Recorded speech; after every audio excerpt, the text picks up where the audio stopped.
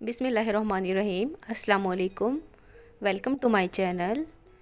कैसे हैं आप सब? मैं उम्मीद करती हूँ कि आप सब खैरियत से होंगे। आज मैं आपके लिए लेके आई हूँ मज़ेदार सी रशियन सैलेड की रेसिपी, जो तकरीबन सभी को बहुत पसंद होता है।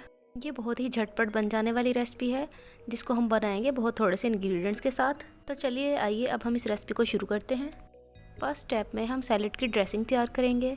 इसके लिए मैंने ली है हाफ़ कप के बराबर फ्रेश क्रीम। हाफ़ कप उसमें डालेंगे मायोनीज़। आपने मायोनीज़ और क्रीम बराबर क्वांटिटी में लेनी है। अब इसमें जाएगी चीनी 1 टेबल स्पून। नमक हाफ़ टी स्पून से भी थोड़ा कम डालिएगा।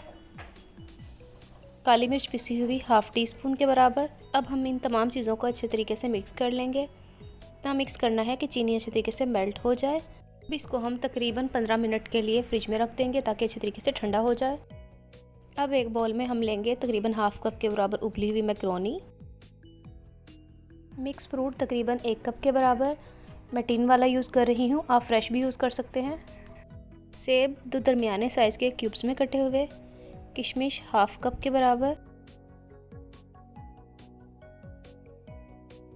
1 कप के बराबर बादामों को मैंने गर्म पानी में भिगोकर छिलका उतार लिया था। उबली हुई गाजर 1 कप। अब हम इसमें क्रीम का मिक्सचर ऐड कर देंगे।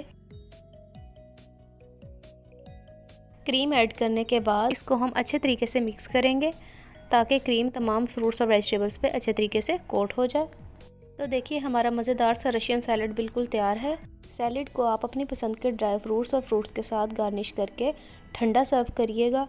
ये ठंडा ही अच्छा लगता है। इस रेसिपी के बारे में फ़ीडबैक ज़रूर दीजिएगा। वीडियो अच्छी लगी हो तो लाइक और शेयर ज़रूर करिएगा। चैनल पर नए हैं तो चैनल को सब्सक्राइब ज़रूर कर दें और बेल आइकन को प्रेस कर दें ताकि मेरी हर आने वाली वीडियो के बारे में आपको नोटिफिकेशन मिल सके। अल्लाह हाफिज़।